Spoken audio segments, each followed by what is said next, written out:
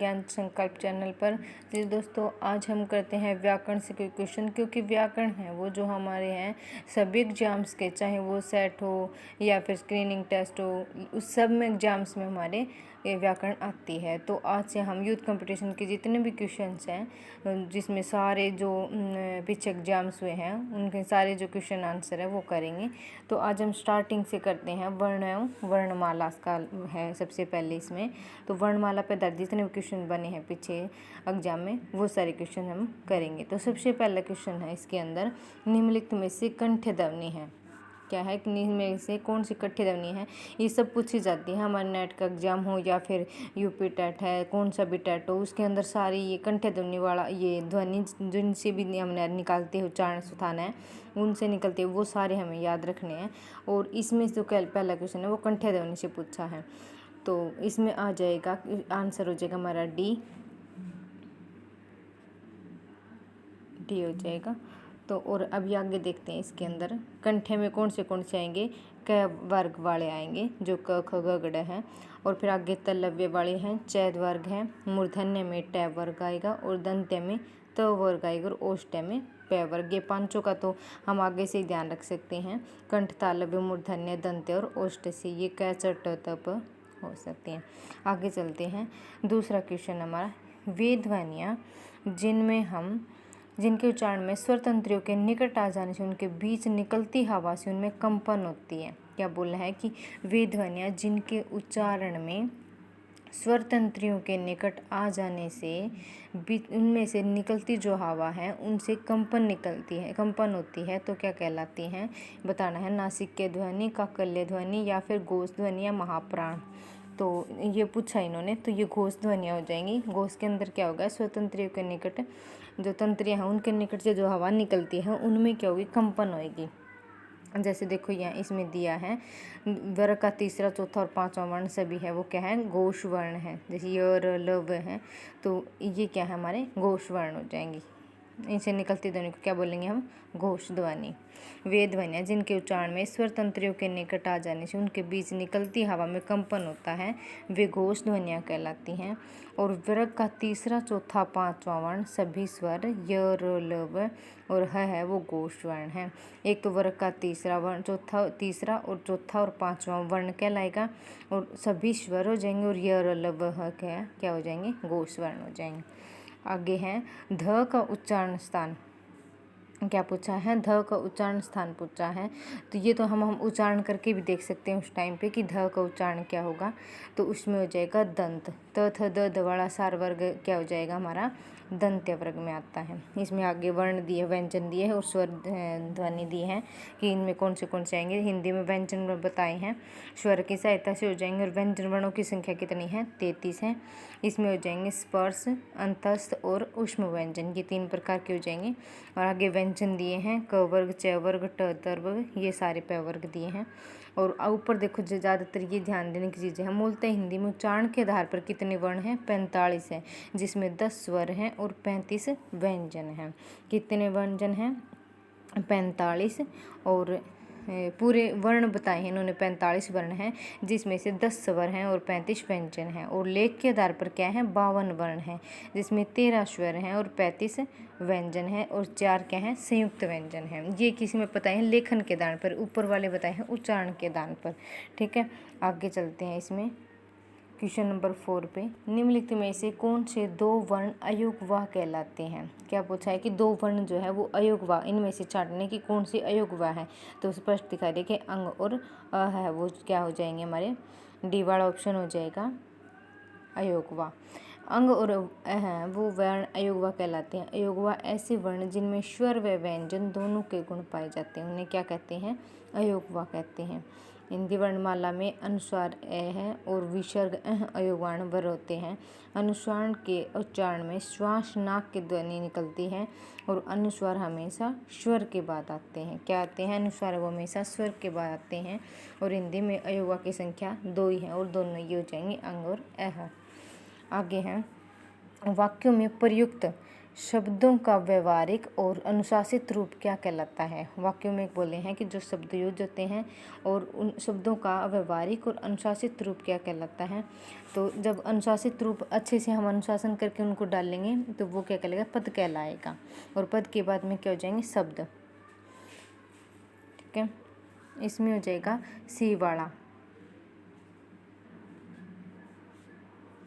वाक्यों में प्रयुक्त शब्दों का व्यवहारिक और अनुशासित रूप क्या कहलाता है, पद कहलाता है। और उसके बाद में ही वर्णों के समूह को क्या कहते हैं, शब्द कहते हैं। और उसके बाद ही पद होता है और उसके बाद में क्या बनता है, वाक्य बनता है। आगे चलते हैं क्वेश्चन नंबर 6 पे। निम्नलिखित में से अघोष महाप्राण क्या पूछा है कि अघोष भी है और महाप्राण ध्वनि कौन सी है। तो ये हो जाएगा ख। क और ख। क वर्ग का क्या हो जाएगा, ख हो जाएगा। क्या पूछा है, अघोष पूछा है। अघोष भी ख होगा और महाप्राण क्या है, ख होगा। क के बाद में ज़्यादा ध्वनि ख की निकलती तो वो क्या हो जाएगा, महाप्राण हो जाएगा।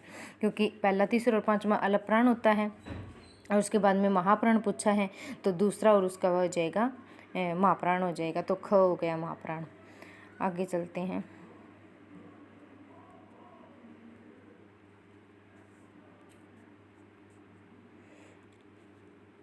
देखो ये इसके अंदर दिए हैं हमारे अंतस्थ व्यंजन है वो ये रेलव्य हैं और इनको क्या कहते हैं, अर्धस्वर भी कहते हैं ये और वह को।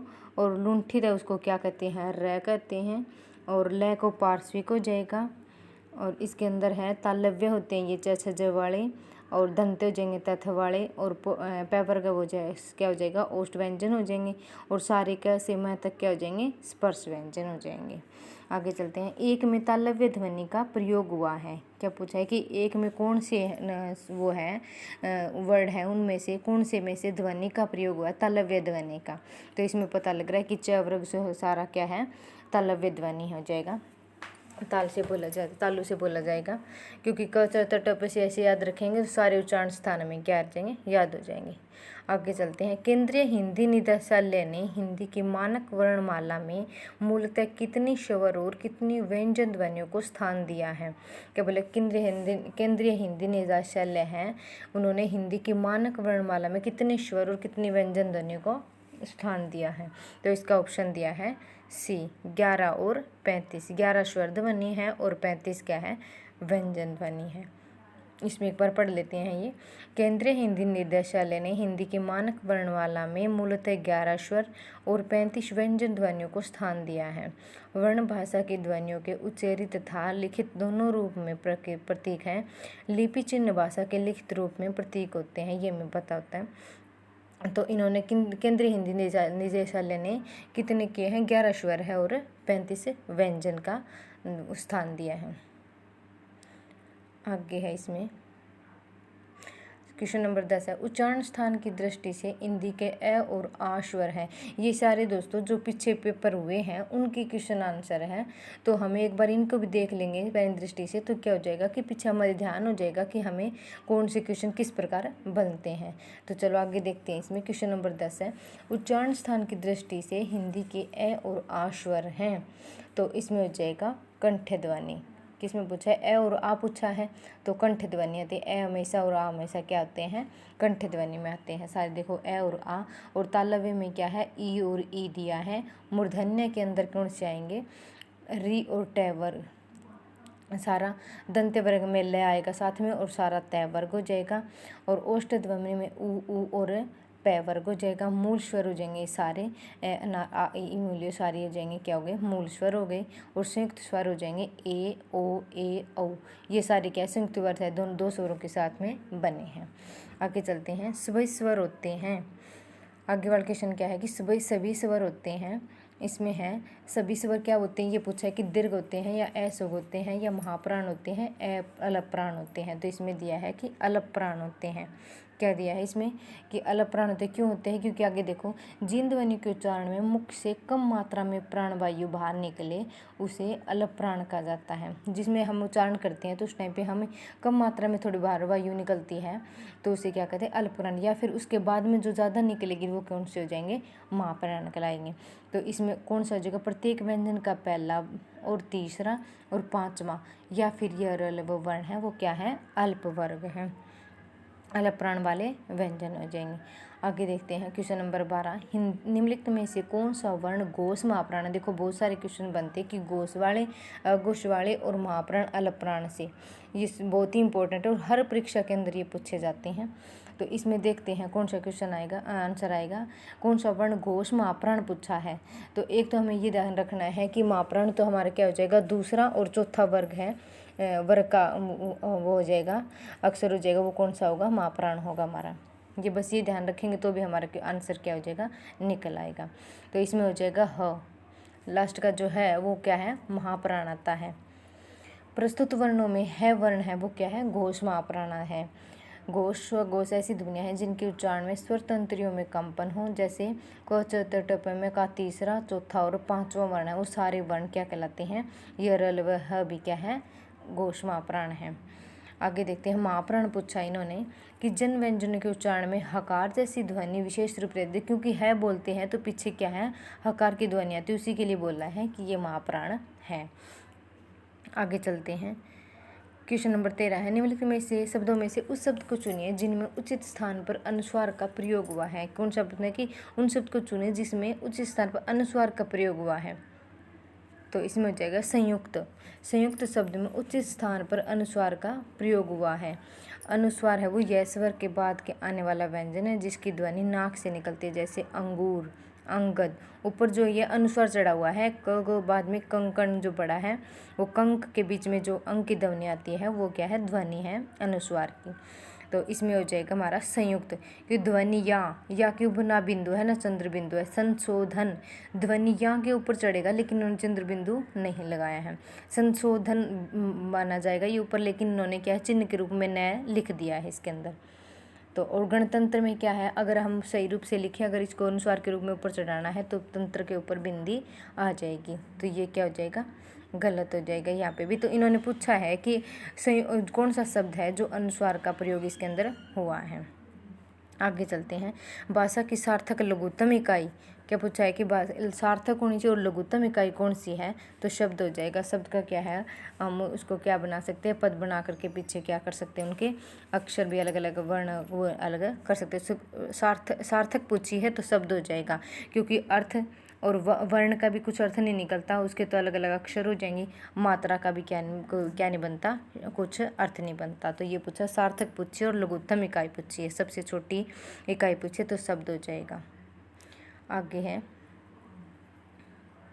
क्वेश्चन नंबर 15 है, उच्चारण स्थान के आधार पर छह ध्वनि कैसी है। ये पूछा कि उच्चारण स्थान के आधार पर बताया है कि छह ध्वनि कैसी है, तो ये हो जाएगा तालव्य। छ जो सारा वर्ग है वो क्या है, तालव्य वर्ग हो जाएगा।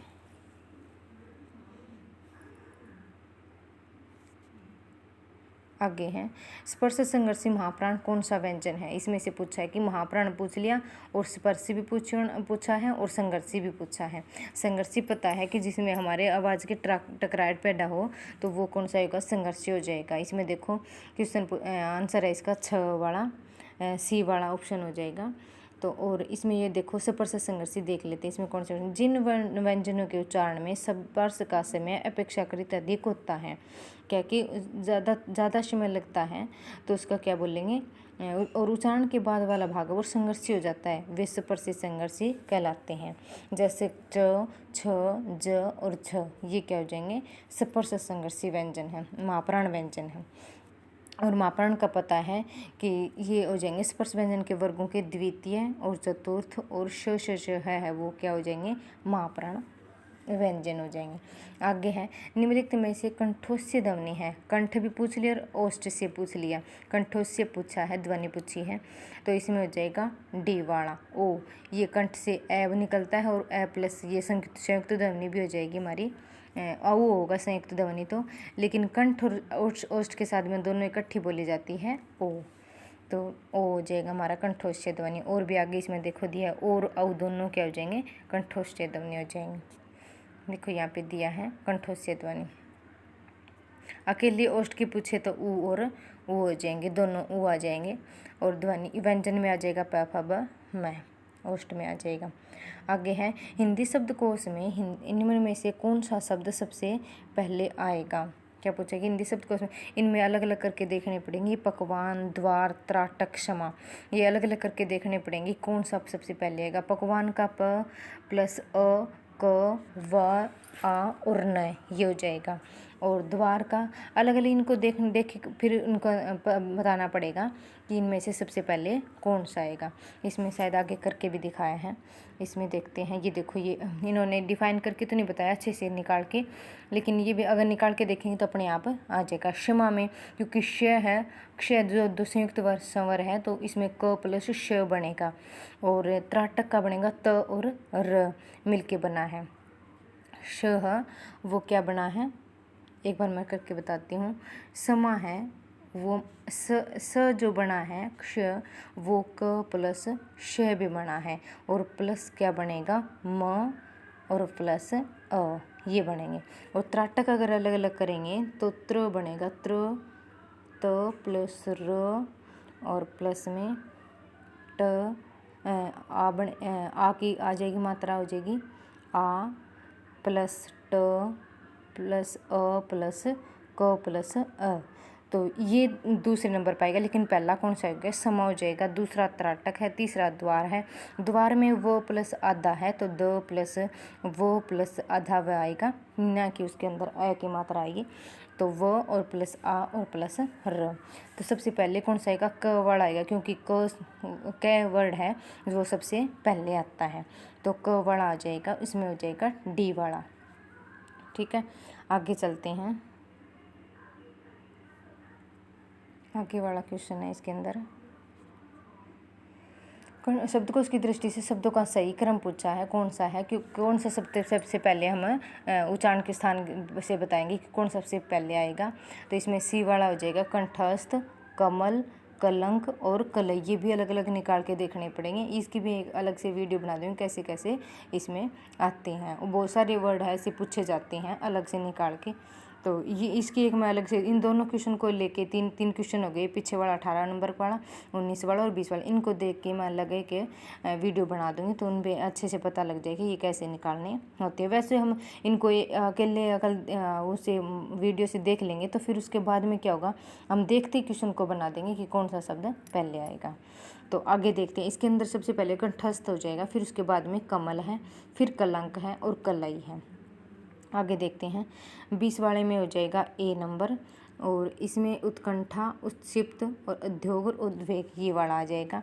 आगे है 21 वाला, अर्थ व्यक्त करने वाली सबसे छोटी इकाई। ये अभी अर्थ व्यक्त करने वाली पूछा है, तो बी वाला हो जाएगा शब्द। और पीछे क्वेश्चन करके आए थे हम कि अर्थ गत के हिसाब से सबसे छोटी इकाई कौन सी है, और ये दोनों एक हो जाएंगे, शब्द हो जाएंगे। शब्द वाला है क्योंकि इससे क्या है, सबसे छोटी तो बनेंगे शब्द, वर्ण अक्षर के बाद में क्या पद बनेंगे, पद के बाद में शब्द है, तो इसके बाद में शब्द ही एक ऐसी इकाई है सबसे छोटी, इसके बाद में इससे आगे बढ़ेंगे तो वाक्य बनेंगे। लेकिन शब्द का हम क्या है, अर्थ निकाल सकते हैं। जैसे मूल है, मल है, तो ये इनका हम क्या है, एक शब्द है, लेकिन हम इनका अर्थ पता कर सकते हैं कि क्या होगा। तो आज हम एक आगे 22वां क्वेश्चन और करते हैं। अनुनासिक व्यंजन कौन से हैं, अनुनासिक पूछे हैं, तो डी वाला जो वर्ग का पंचमाक्षर प फ ब म है वो क्या होता है, आखिर का अनुनासिक स्वर हो जाएगा, व्यंजन हो जाएगा। ऐसे ही हर वर्ग का जो पिछला 5वां जो होता है अक्षर होता है वो सारा क्या हो जाएंगे, अनुनासिक स्वर व्यंजन हो जाएंगे। जैसे देखो इसमें दिए भी हैं अड़, य, ण, म और न और म। तो हर वर्ग के पीछे के जो वर्ड हैं वो क्या हो जाएंगे, अनुनासिक व्यंजन हो जाएंगे। तो आज हम इतने क्वेश्चन करते हैं। आशा करती हूँ कि आपकी वीडियो पसंद आएगी, और आगे से आगे हम ये व्याकरण वाले सारे क्वेश्चन करेंगे। तो अगर वीडियो आपको पसंद आती है तो हमारे चैनल को ज़रूर लाइक करें, शेयर करें और सब्सक्राइब ज़रूर करें। धन्यवाद, और वीडियो को ज़्यादा से ज़्यादा शेयर भी करें।